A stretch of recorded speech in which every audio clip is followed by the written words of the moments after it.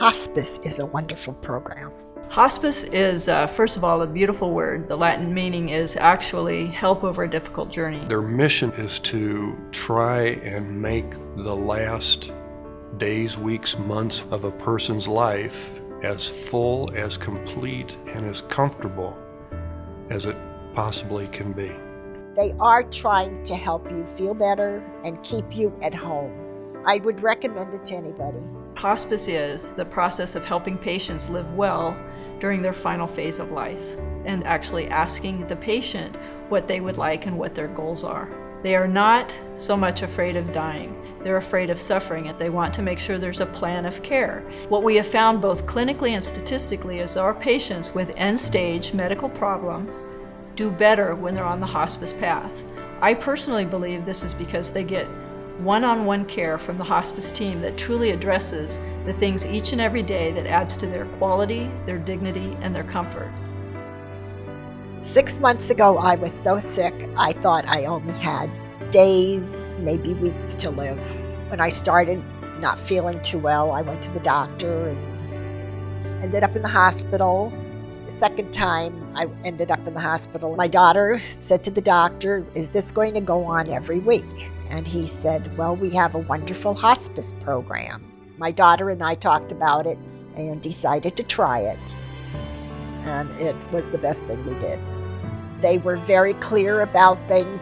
We will try so that you have a quality of life and you can stay in your home as long as possible. And that was a very nice thing.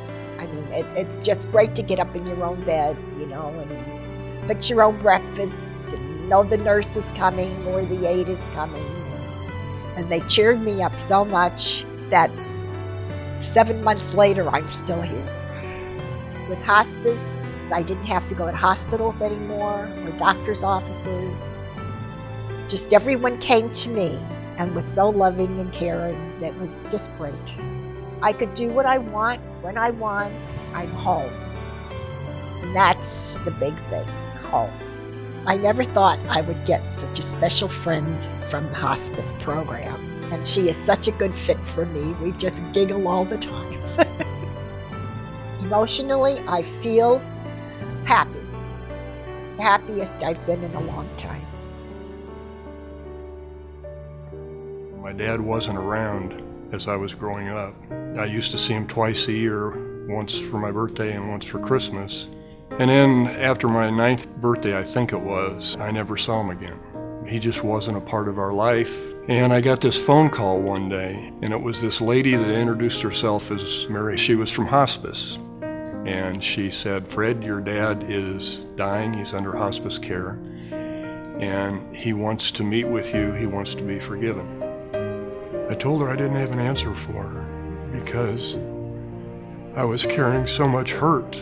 I called her back and I said, "Yes, I will meet him, but I want you to be there because I don't want to have to struggle through it alone." And I met him for the first time in 50 years. And we had been talking probably close to an hour. And after a while, I went over and I hugged him and I said, "Dad, don't worry about the past. Look forward to what we have to share in the future."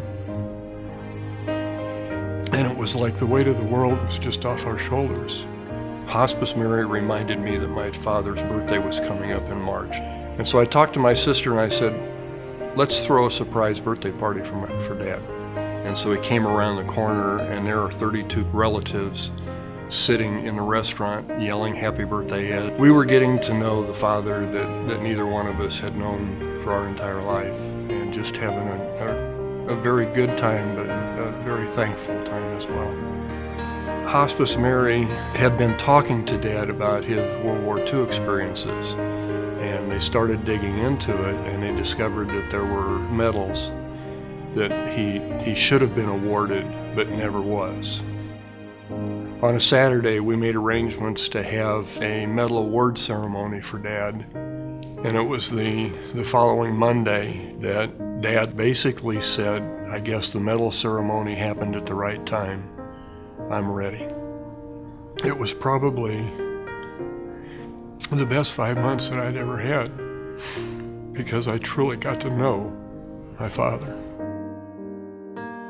The most important thing that we as physicians can help patients' families with at the end is truly understand how they should be celebrating life. It's so very important that as a patient is dying, they stand back and look at the things that are important.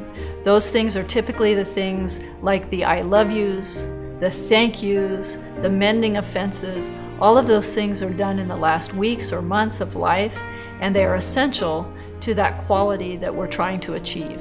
Truly, as a physician, for me, this is an empowering process. Hospice lets me be empowered. It's a wonderful program. Everyone comes in with a positive attitude, and no one leaves without a nice big hug. Hospice lets me be myself.